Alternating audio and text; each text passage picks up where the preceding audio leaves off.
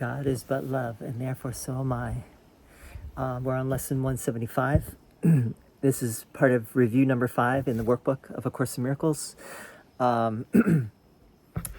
Each of these lessons in the review starts with this one main idea: God is but love, and therefore so am I. What does that mean? It really just says that God is only love. But love means God is only love. God is just love.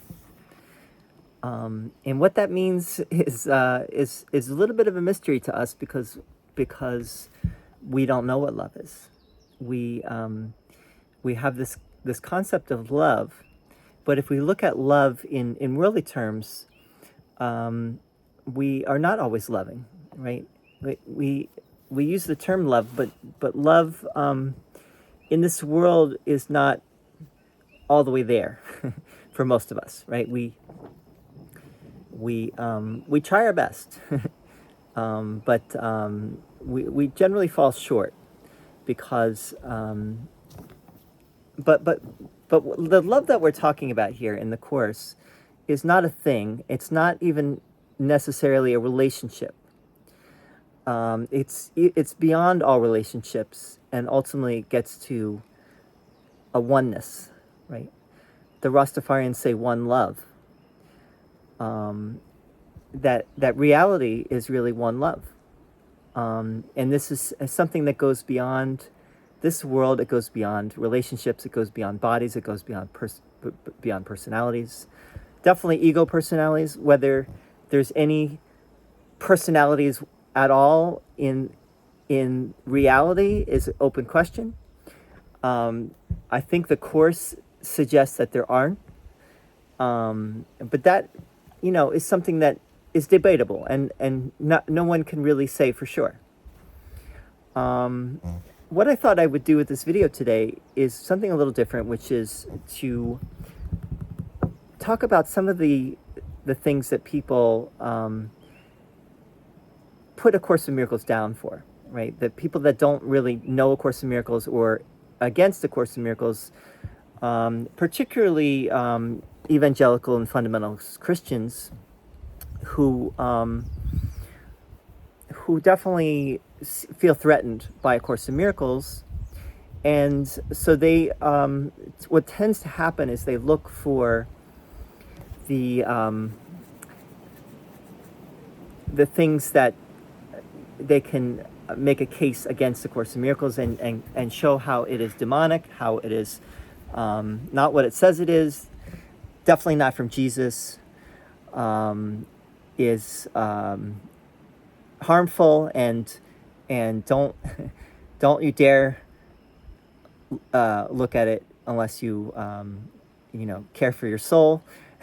Then so this is a little bit of an answer. I heard this one video the other day, so it's kind of an answer to that video. But let's go through the lesson real quick, and then we'll talk about those things. So God is but love, and therefore so am I. Part of the problem in the biblical tradition, especially when we're talking about the Old Testament and the New Testament, is the fact that God does not always appear to be loving. God sometimes appears to be wrathful, vengeful, choose some over others, has chosen ones, and some are not chosen, punishes the sinful and rewards the righteous. The book of Revelation in the New Testament, even though Jesus seems to be overturning the Old Testament, some of the things that you find in the Old Testament, but then you have the book of Revelation, which definitely seems to put Jesus once again, or God and Jesus, into a wrathful, vengeful perspective. So, Course in Miracles is coming to correct some of the misinterpretations and misunderstandings, and it's saying something that is quite hard for us to understand once again, because we have emotions, and we live in a world of duality. We live in a world of good and bad, good and evil, heroes and villains, good guys and bad guys. And we tend to think in those terms. So that's why I think the biblical corpus and the biblical tradition oftentimes seems more right to us, makes more sense. Course in Miracles is hard to understand. A Course in Miracles is getting at something is really actually hard to fathom and hard to believe. Yet it speaks with an authority and a wisdom that those who are sensitive can feel. And if you're not against it, you will, and you're open to it, you will see and feel the rightness of it. I give the miracles I have received. This is lesson 159. So we're following up on today I learned to give as I receive, which was from yesterday. I give the miracles I have received. So I receive the gift. I have chosen to receive the gift of miracles. In choosing to do this course or choosing any valid spiritual path, I'm choosing to open myself to miracles. And basically, what is a miracle? A miracle is when you begin to see beyond the dualities of life, and you see, for example, that the person that you might consider to be an enemy or make out to be a bad person, they're just like you, right? They're just they whatever they're doing does not need your judgment, but really could use your compassion, your forgiveness, your understanding. And that's all across the board. That's for anyone. So I offer the miracle that I received because I'm opening now to this place of non-judgment. I'm opening to this place of understanding that love is all and that I am love. If I am love, then I can only be loving. And love does not judge.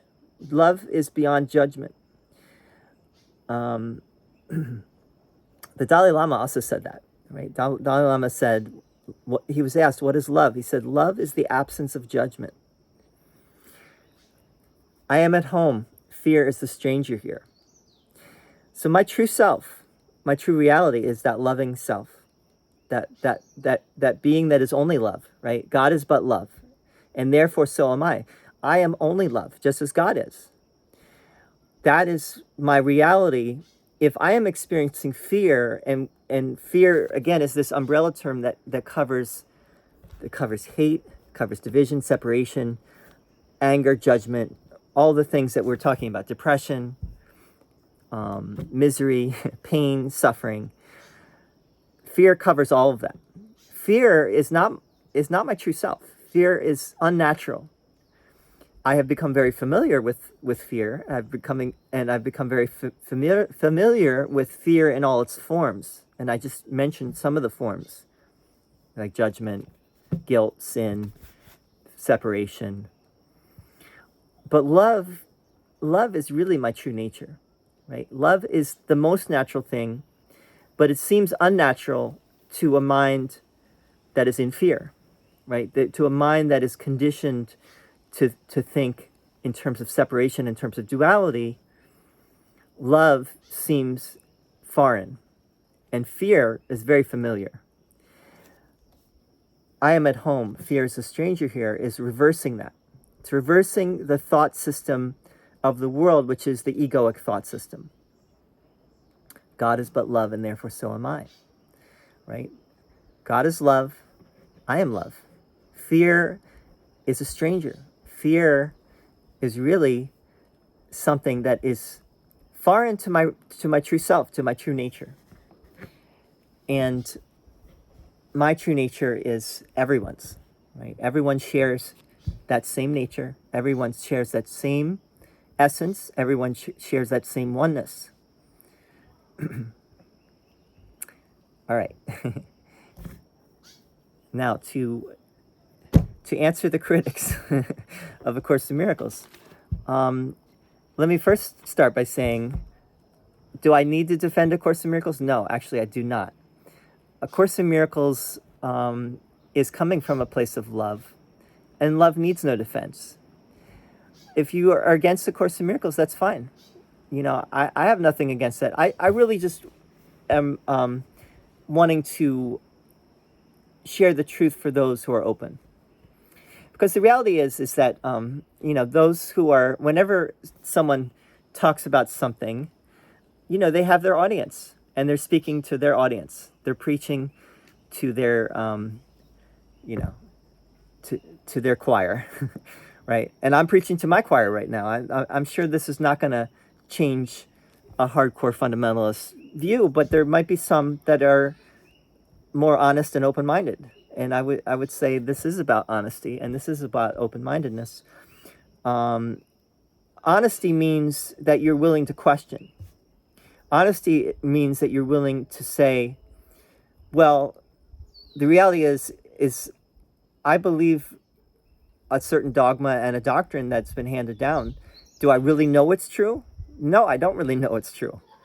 Is the New Testament, the Old Testament, literally the Word of God? An honest person, I think, would say, I really don't know, because I wasn't there, right? You may feel that it is, right, from reading it, and you know, you may feel this is the Word of God. To me, this is the Word of God, and that's fine.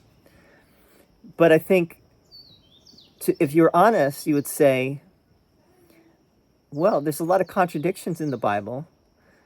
The 4 Gospels, for example, are filled with contradictions. Hi, I'll be done soon. Okay, how's your class? Okay, let me just finish this. Yeah, let me finish. Yeah. So, the Gospels are filled with contradictions. There's a lot of questions about the Gospels. If you take an honest approach, I believe that you would say, hello. You would say that you don't know, right? And I would say this with the Course in Miracles too. You know, is this literally the words of Jesus? I don't know. Does this have a lot of wisdom? Feels that it does. It makes a lot of sense. It speaks with an authority that you cannot deny. Now, some of the things that people say about A Course in Miracles is, well, yeah, this is what this brother was saying in his video, you know, and these are some of the common things that people say about A Course in Miracles. First of all, you know, the Course in Miracles says that the apostles, they did not understand Jesus. This is what A Course in Miracles says, and they got it wrong, and Jesus is now coming to correct what the apostles did not understand, and Jesus says, you know, I told them that there was a lot of things that they would understand later, and that is true. That's in the Gospel of John. This is actually nothing that was not actually there in the Gospels, and if you look at the apostles in the Gospels, they look like dimwits. Actually, they're not very intelligent from what, you know, what it looks like in the Gospels. They get a lot of things of Jesus' teachings wrong. They misunderstand him. They don't really know who he is. They, you know, there's a lot of stuff. If you look closely, the apostles do not come off as the brightest tools in the shed, or whatever the sharpest tools in the shed. They actually look like stooges, and Jesus comes off as very wise. And maybe that was for a reason. That Jesus is made to look as, the epitome of wisdom, and the apostles are kind of a foil for Jesus to make him look even wiser. It could be, So that's the first thing, is that this thing about the apostles is actually there in the Gospels. If you really look at it, that the apostles didn't really understand Jesus. And so then you have to ask yourself, well, then are the Gospels really very accurate? Because if you think that the apostles either wrote the Gospels, or people that knew the apostles wrote the Gospels, then you have to question, how accurate is this to what actually happened, right? Now, another thing this brother is saying is, A Course in Miracles says that Jesus did not die on the cross. A Course in Miracles does not say that. A Course in Miracles only says Jesus did not suffer. Why did he not suffer? Because he knew that he was only love, as this lesson says, right? He knew that he was only love, and he had only love for everyone. So he did not suffer because he had no guilt. He had no sense of sin and no feeling of guilt. You only suffer when you have guilt, right? That's where suffering comes from. And that's one of the things that the Course in Miracles really drives home. So this idea that Jesus did not die on the cross, the Course in Miracles does say there is no death, but it means that not in a physical sense. It means that more in a spiritual sense, that our true self is immortal. Our true self has never lived and has never died. It's eternal. It has never changed. I think a Christian can actually understand that. This idea that Jesus did not die on the cross is not to be found in A Course in Miracles. So that's one thing. Another thing this brother was saying is that Helen Schuckman repudiated her own course at the end of her life, and this is something you find online. If you look for it, that there's this, I think it was a Catholic priest who was in the hospital with her and heard her saying, I wish I'd never written that damn course. But Helen had been saying this. She wasn't just saying this at the end of her life. She was saying this from the time she started doing the course, scribing the course. She had a love-hate relationship with it. She had an ambivalence that played itself out all through that whole period from 1965 on. And she had an ambivalence towards Jesus and towards religion, basically her whole life. And so this is nothing new. To say that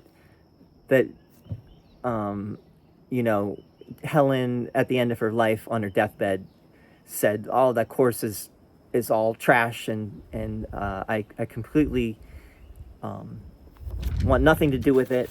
Maybe she said that, but that was nothing new. She had been saying that all along, and she also said she was very proud of the course, and she considered it to be her life's work. And she also, when people misunderstood the course or were trying to use the course in ways that she did not think it should be used, she got upset because she was proud of the course. So that's also not a good argument. And if you have a bias against the course, you're gonna use anything that you can to put it down. That's an easy one. Oh, this guy said he was there when Helen was saying all these things, bad things about the course. Well, that doesn't do it. Sorry. Really, to understand A Course in Miracles, you actually have to study it and you have to do it. And until you do that, you are definitely going to misunderstand it. You're going to misrepresent it, and you're going to stay. And A Course in Miracles students do this too. This is not just fundamentalist evangelical Christians that do this, and a lot of people. I think the most you could say, damning thing that people say about the Course is, well, I did A Course in Miracles. I did it for 30 years, or I did it for 40 years, and then I discovered real Christianity, and I burned my Course. I, I, you know, it's anathema. It's the Course is of the devil, and I would never do it. And the Course is completely wrong. And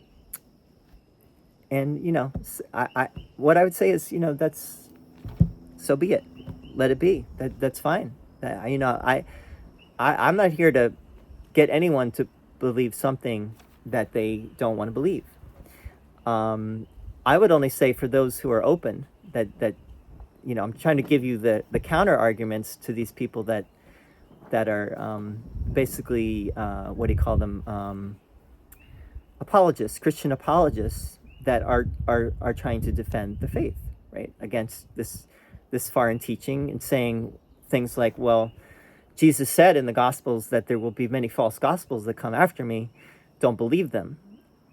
Well, did Jesus even say that?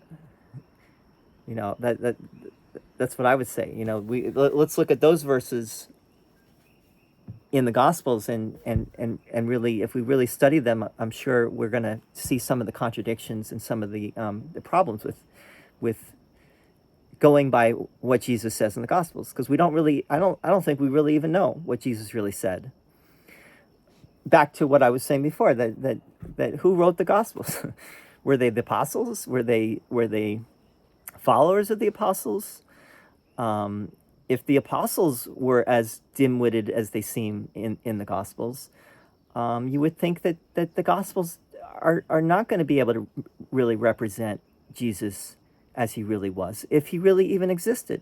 And I say that because I don't think that is completely established that Jesus did exist.